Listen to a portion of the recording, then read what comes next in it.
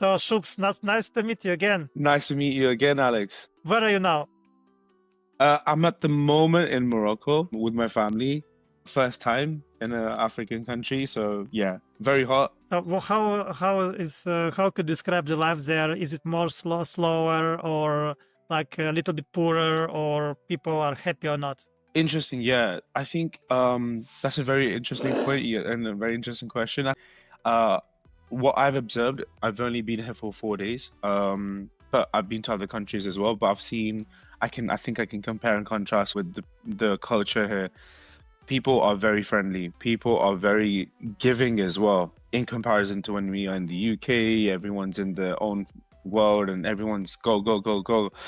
Here, people seems like they take a step back and they really cherish. It's like when it's hot here, people sit outside near the castle and then they just enjoy the evenings. We went to the desert as well. Again, everything is people are just so giving here. The culture is very, very nice, very warm, I would say.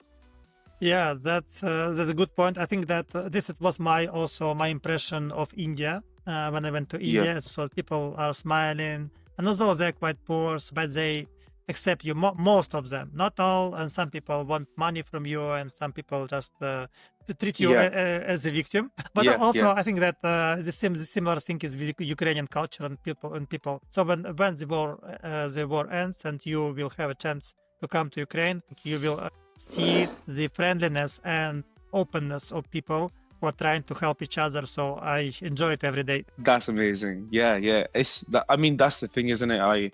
I'm finding that we try to get we try to speak to people, get validation from people, and we want to be able to fit a part, fit a community, and we try our best to do that. It's nice when you get that reciprocated. In the UK, it's like, okay, we have to make our own plays. We have to, show value, and then you are that person that gets looked after. But here in different countries, you see that. But again, I think it's quite nice in So, Morocco. so from your standpoint, what is this point of everything is enough for life? So for you, for yourself, what you can describe as enough for you, for your family, in terms of education, style of living, food, transportation, car, house? Yeah. Sorry, I did. You meant that. What is my view? What is enough for a person? What you can describe as enough, and what are you striving for your personal goals? Oh, I see, I see. I think this is a new view that not a new view, but this is a more of an emergence and more a awareness that I've built recently, around my life at least, is like, for the first 20 years, for the first well, not 20 years, but in my 20s to 30s, I've always focused on what society showed me, what I would watch in media. I would see my metric of happiness, my metric of what was acceptable was different. And as soon as I've turned 30, things started to shift.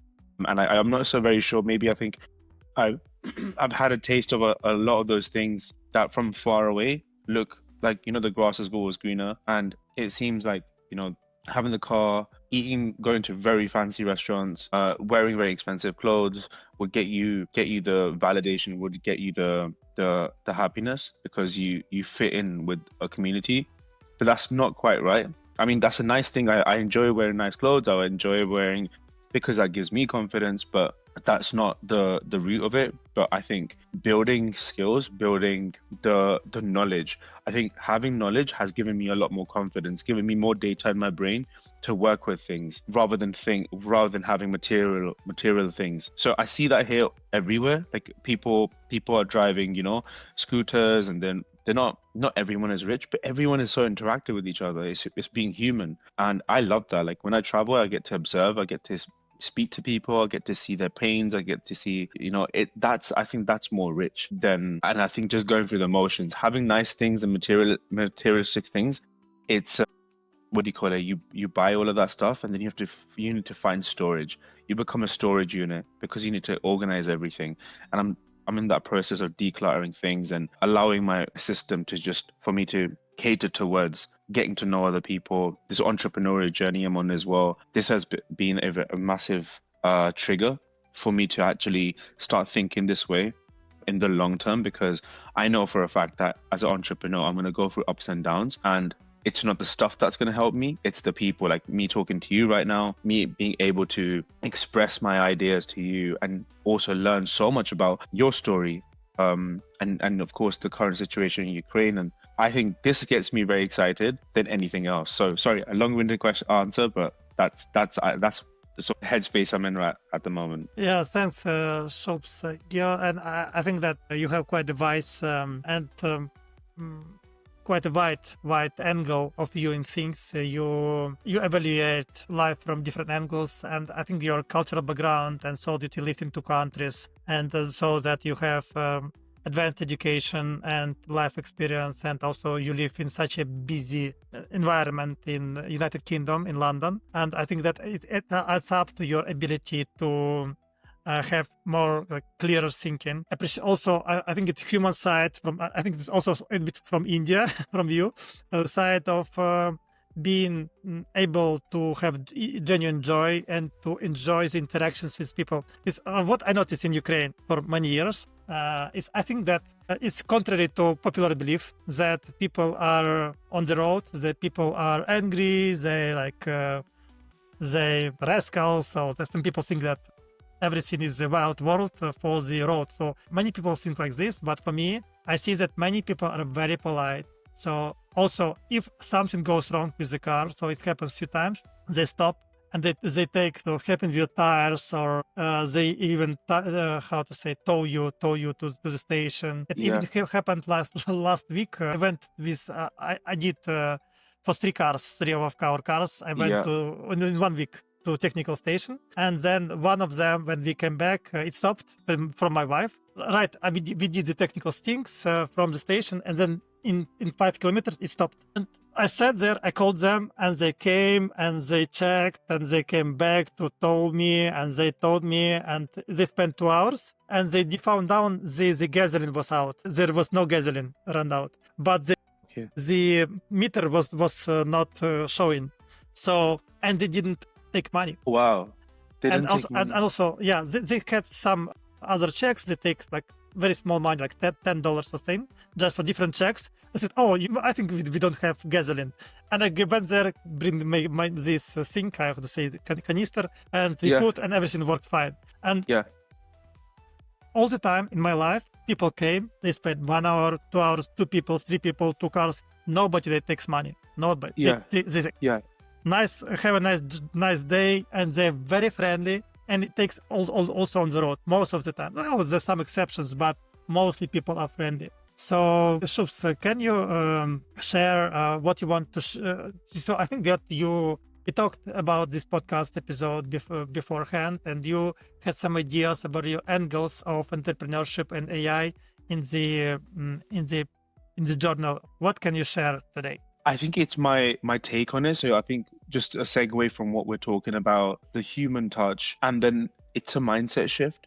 So I think one of the biggest things I want to touch on is the entrepreneurial journey and how it's been for me.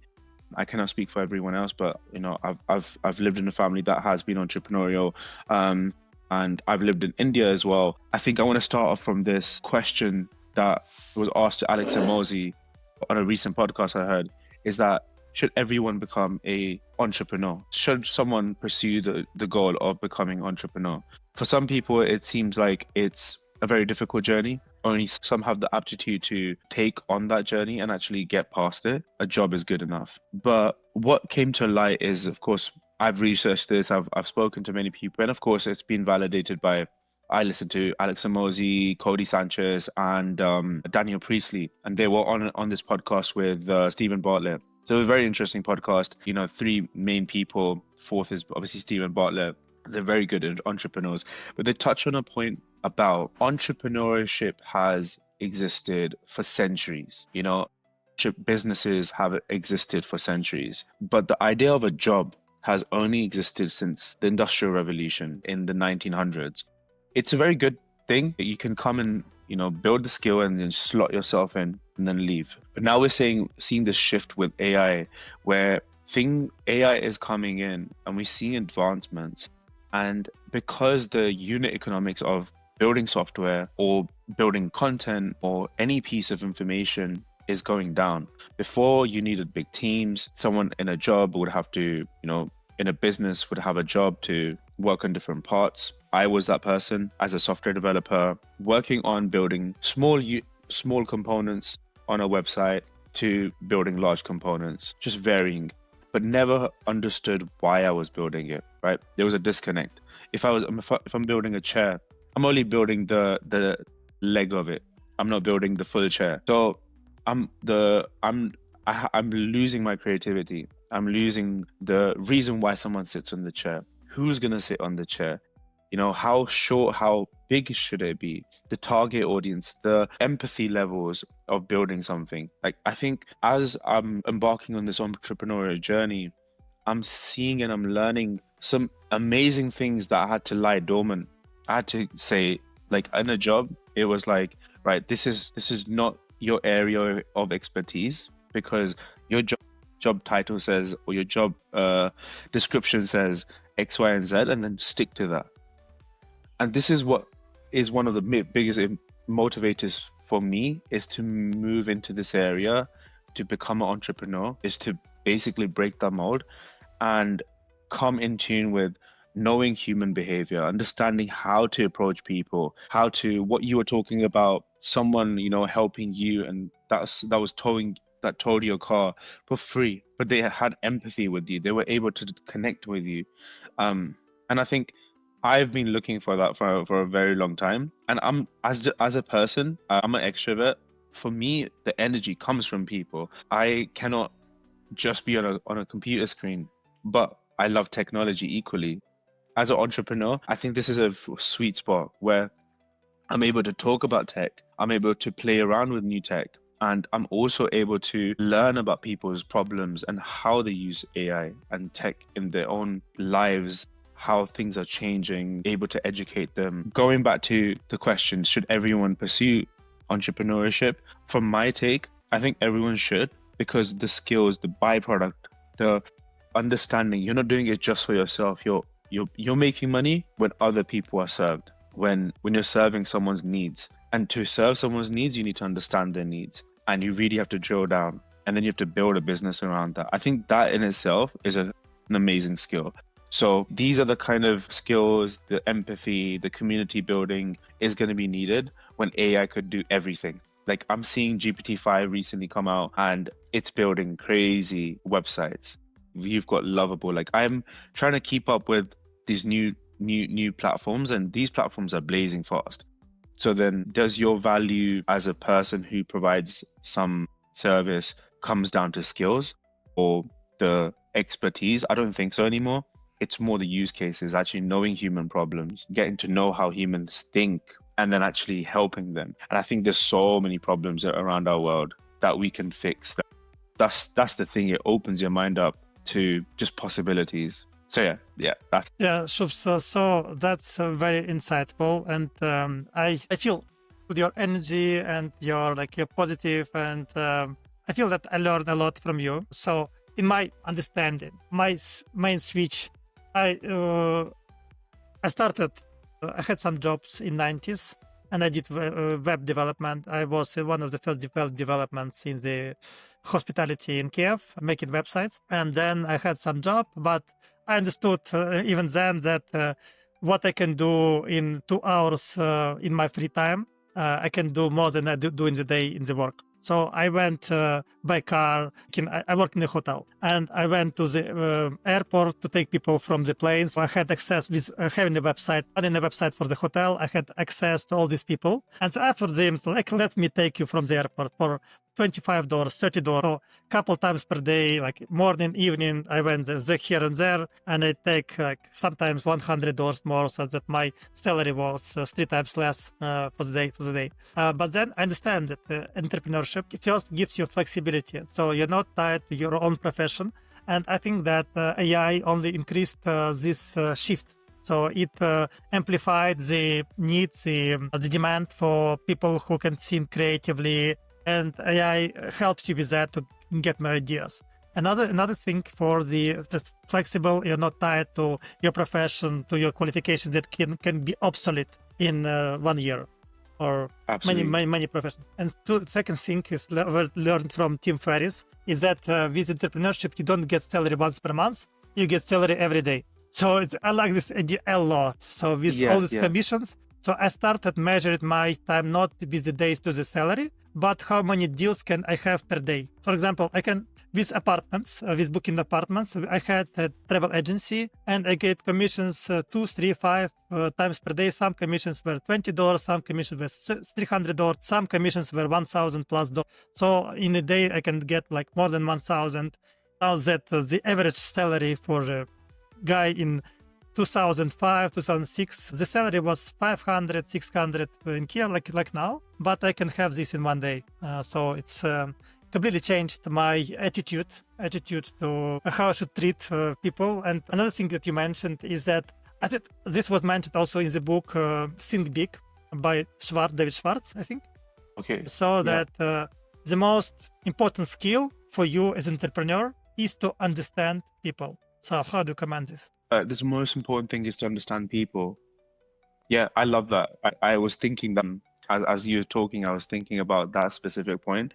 I think, as I mentioned, I've seen a shift in the way I think about how to understand and how to get to know people and what my place is.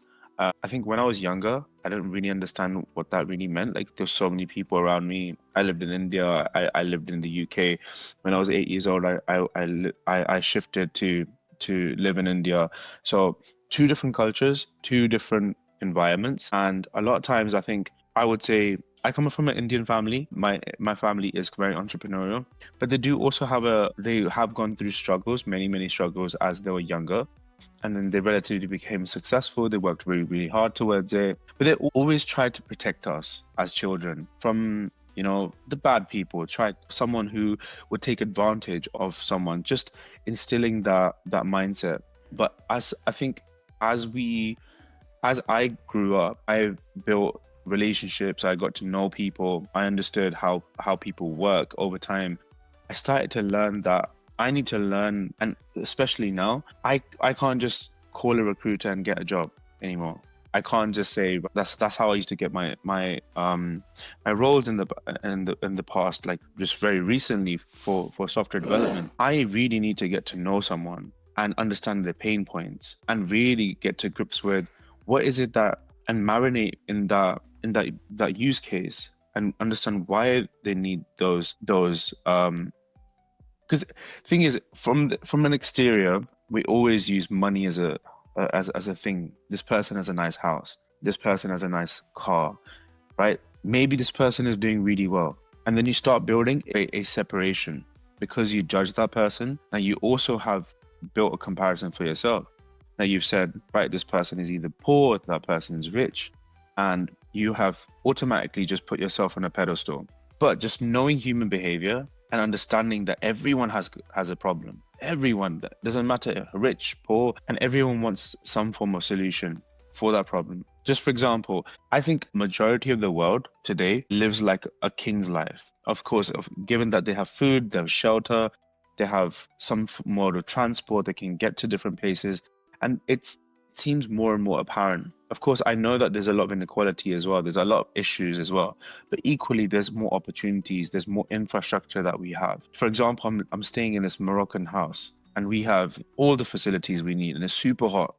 But thinking back many, many years ago, the heat was still there, but people still had to get by. And only that luxury was provided to some people, but now we have housing. So I'm just thinking, the reason why I say all this stuff is because I think just having this facade is good. Everyone has a facade, but looking through that facade, knowing that everyone's a human being and everyone goes through birth, everyone goes to college, everyone gets married, or maybe has children, or whichever way they want to go. And so at some point they get old and they die. Everyone has that life cycle, human life cycle.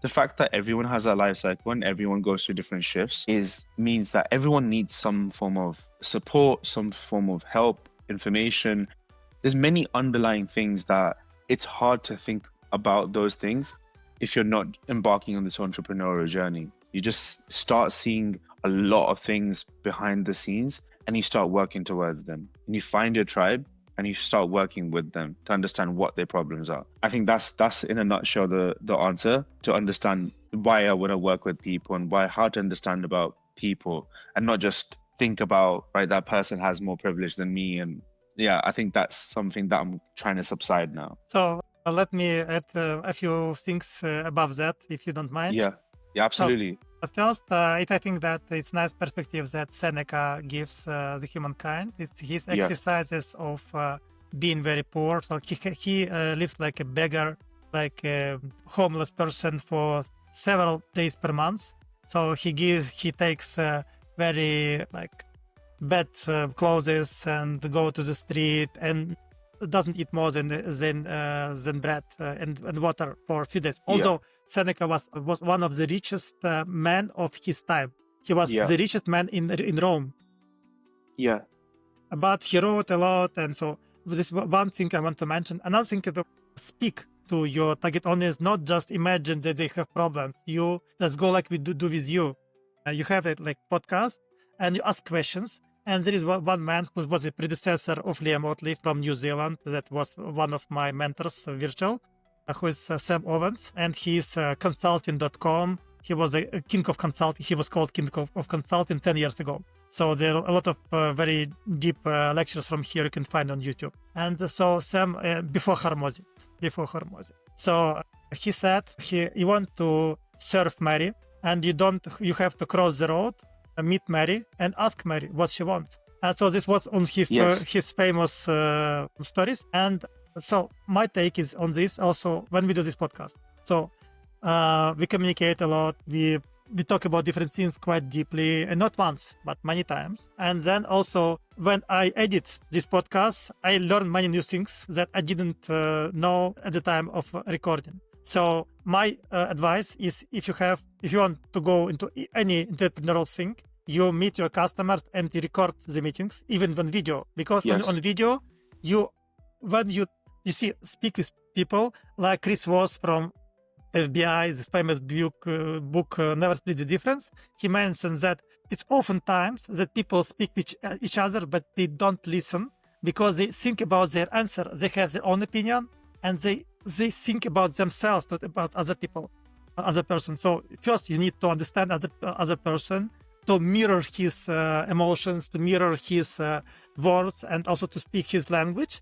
And then also my understanding is even with that, if you have recording, then you when you speak about different themes, you find some nuances in his emotions, in his eyes, how something lights him up. So like I talk to you and that I see, and it happens all the time with my clients. So I speak about AI solutions and we go on Zoom, and then I see some little moment that we can do like this. I see that his eyes is lighting up, and I make a checkpoint. He's interested in this. So what do you think about it? Yes. I think that's a good segue again from entrepreneurial I would like to add also some AI influence into this. So recently every single client call I take, I have Fireflies running, and it's a Fireflies, for anyone who doesn't know, it's an AI tool that allows you to record your Google Meet, Zoom, and it transcribes live every single thing you speak about, and then it builds summaries for you, and then you can generate summaries, and it could also pick up on the voice tone, the sentiment of the person, and how many words someone has spoken. So it gives you a breakdown of like a lot of things. But absolutely, I think getting to know someone, this is another thing I realize a lot, right? I think a lot of times I was in this perfectionist bubble, as you do. You want to get from school time, you want to get good grades, you want to be on the leaderboard, you want to get the right metrics. And the thing is, those are amazing things, but there's a lot more that goes beyond the leaderboards or the metrics and KPIs. I mean, even though that's measurable and it's a very important thing for the business, because you cannot make changes without measuring something. AI actually brings this element of measurability, which I also love as well, because you're not focusing on just the left brain or the right way brain thinking. With AI, you're kind of merging the two together, because you're able to bring the logical side and bring the KPIs and actually understand why someone, how many people you've spoken to, and you've been able to extract a lot of those insights. To your point, I tend to find that when I speak to someone and I'm building rapport with someone brand new, the more times I've spoken to them, I've learned more about them. And the more times I actually go back and see the recordings, I always end up missing very crucial points, and AI captures them. And I'm able to see what are those nuances that is important for someone in a business, or if I'm speaking to someone generally. And Fireflies allows me to capture that.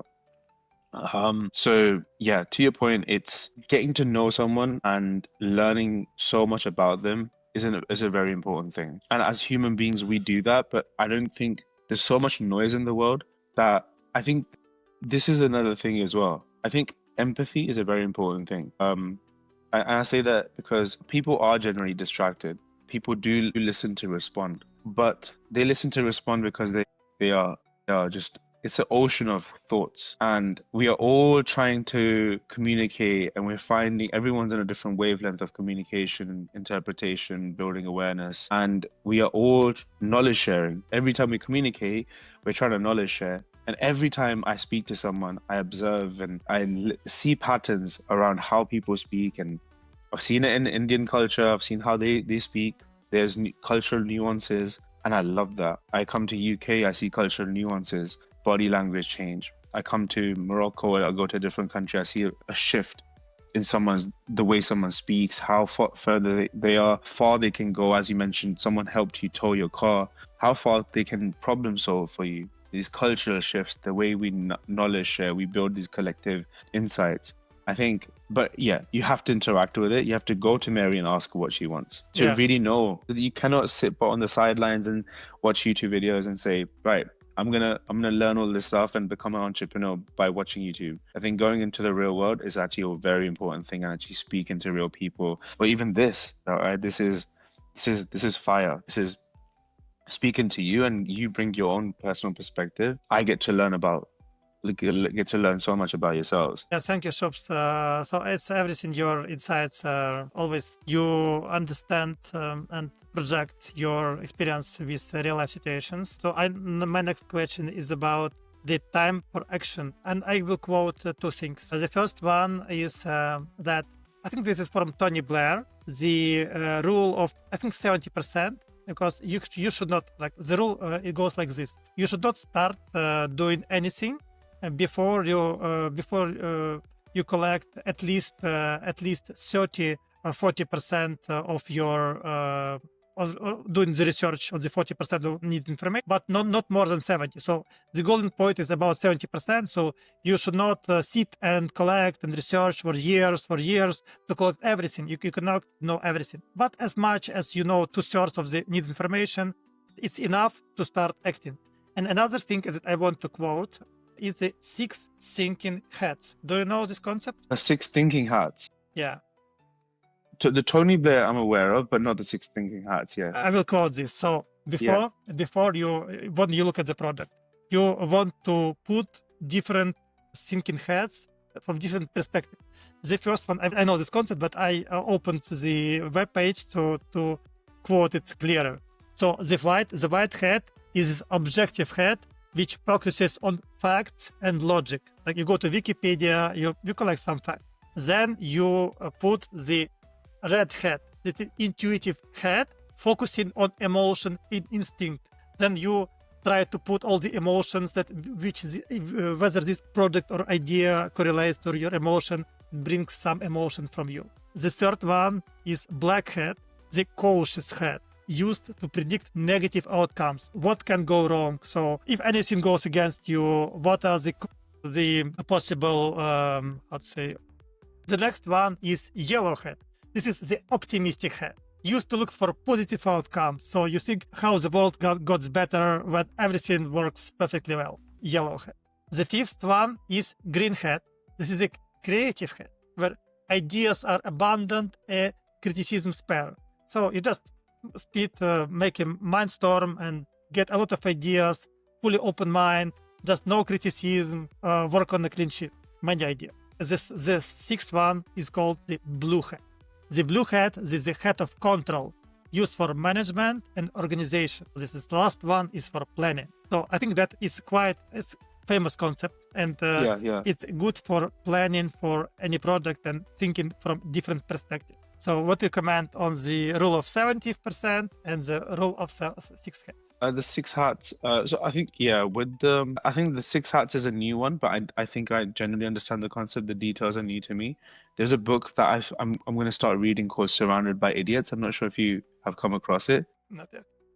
but it's a very good book because it's about psychology of human beings and just how if you are dealing with someone, how you're able to not necessarily put them in a bucket, but you can see certain traits of a person, the communication style, the way they solve problems, and many other aptitude assessments that you can actually pick up on in the first 5 minutes of speaking to someone. And some people tend to be more problem solvers, but more aggressive in the execution, but they lack empathy. So I guess that's more surrounded by idiots. Again, the different hats, I wasn't very sure how that I think that concept is quite new to me. It's also in this book by Jim Kwik, Limitless. You see here this book, so it's also described there, and from there I checked. Oh, you picked it up from there. But I would definitely comment on the Tony Blair 70% rule. I think that's a very important thing for us because we are going through this massive shift of an influx of information. We have so much information coming to us. Before this, we did exams in a different way. We learned factual information in a different way. Who Wants to Be a Millionaire and glorified, general knowledge information. And now we have AI where school kids, I think this is a very important thing for those that are going into the school system and going to university and then building businesses or going to a job. I think anyone who wants to learn something, where do you place yourself on the spectrum? How do you break a concept down? How do you break something overarching? And I think it's an important thing because you cannot be the person that understands everything. You can be that person that breaks down concepts and then delegates it to the other people. And the more you exercise it, the more you try to get to 70% and become aware that if it's AI, for example, I don't need to be an expert. I don't need to be, for example, I think the car is a good example. For you to drive the car, you don't need to know how the engine works. You can nerd out on, like me, I nerd out on small details about cars, and I say how many horsepower, what's the engine size, is it a turbo? Someone who needs to just get into a car and drive, they don't need to know that. That's like the layers of abstraction. In coding and in programming, we call it the layers of abstraction. So how abstract do you really need to get until it starts losing its meaning? How much do you want to go deeper into it? So I think that 70% rule is very important. I don't think we can quite gauge that. We can't gauge what 70% really is. I also would challenge that as well. So I would love an answer around how we can gauge it, because it's that's a lot more, because you can easily get as an entrepreneur, you have what do you call it? They call it the mental masturbation, right? Watching YouTube videos and you feel like you're making progress and you pondered over like loads of things, but you really need to start doing the boring stuff for you to actually have a system being built, right? You have to go through many motions. So you have to, if you're nervous about something, you have to constantly go through those motions of doing things until you become confident, that you've outworked yourself, that you just become so confident that I've done it so many times that it's not something that I need to, I'm not nervous anymore because I've just done it so many times. So I wonder how we can measure that 70%, but yes, 70% is good enough. Try to be perfect and 100%. There's always going to be shifts in the world. This is the thing, we try to perfect our every single thing and then try to execute. It's good, yeah. Things change too quickly. I think one thing I'm a massive believer is adaptability. I had to adapt, and I wake up every single day. I don't think to myself, am I trying to be perfect? I used to think that way, but I'm trying to let that go. Even for this podcast, for example, I think about it, is my background good? If what I'm wearing is good? Have I prepared enough for the things I'm thinking about, the topics, or we're meeting after some time, there's so many just small things, but I think, jump on it, do the thing, and then the more times you do it, you just get there. So yeah, I think that 70% rule is amazing. Yeah, so I think that I will quote a few things around this. The first one is like there is a rule to become fully proficient with any profession is 10,000 hours. 10,000 hours doing anything, like it's 10 years of work. But there's another concept for simpler projects is the 20-hour rule, 20 hour of deep work on some concept. This is good for small projects. So it means more or less a week of research, a week of deep research for 3 hours per day. So I think for me, it's quite good to understand whether you need to take next steps. Another thing is about the concept of 4%, which was given to me by Eric Bledsoe, one of our coaches. So he says that the rule of most results are brought to you by 20% of your efforts. And if you take this 20%, you again split it by 5 and take 4%. So there should be some 4% of work that moves the needle. So when you start the day, you think how you move the needle in your entrepreneurship, doing practical steps. It means some new connections, some calls, some payments, some invoices, some real, maybe hard talks. It's mostly the first quadrant of which Andrew James also had. Andrew James said that you should work mostly on quadrant 1, which is important and urgent things that you should do in your business. Other things you should plan or delegate and etc. For the that's Stephen Covey, right? So yeah, the quadrants. Yes, Stephen that's right. Covey. But actually, this another one. But I think is Eisenhower. This is similar, but quite another concept. Yeah. Stephen Covey. They have. You should work on the second quadrant, but Andrew James said that Eisenhower work more on the first quadrant of Eisenhower. Yeah. So that's similar, but from the perspective of entrepreneurship. So, and also work on your ability to produce. For Stephen Covey, being able to produce and work on your ability to produce. So work on the second quadrant. So coming back to and just my last comment, and I will ask you about the context in model in AI. So the last is about this book Limitless, about 4 of procrastination or things that keep us from moving forward. The first one, Jim Kwik is good at abbreviations, as he called this 4Ds.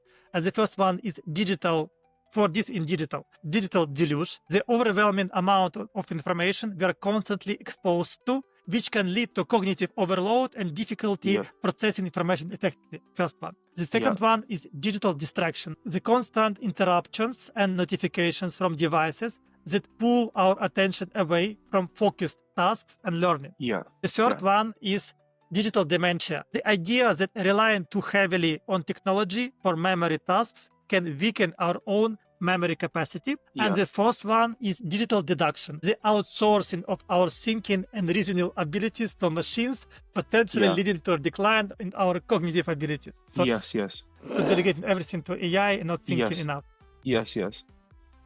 Maybe comment on this and go to context in AI in alternative to prompt engineering. So maybe addition to prompt engineering. Yes, right. I that's interesting. I think us as human beings, we